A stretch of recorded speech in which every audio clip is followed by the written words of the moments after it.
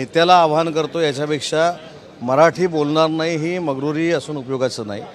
जो महाराष्ट्रामध्ये राहतो त्यानं मराठी शिकलं पाहिजे, मराठी बोललं पाहिजे। मग तो सर्वसामान्यातला सर्वसामान्य असू दे, केवढाही मोठा उद्योजक असू दे, पण मी मराठी बोलणारच नाही, माझं काय करायचं ते करा, अशी मगरुरी कोणामध्ये असू नये। कारण आपण महाराष्ट्रामध्ये राहतो, आपण मराठी माणसं आहोत आणि अशा माणसानं सांगायचं की मी मराठी बोलणारच नाही आणि मराठी शिकणारच नाही, ही एक मस्ती आहे।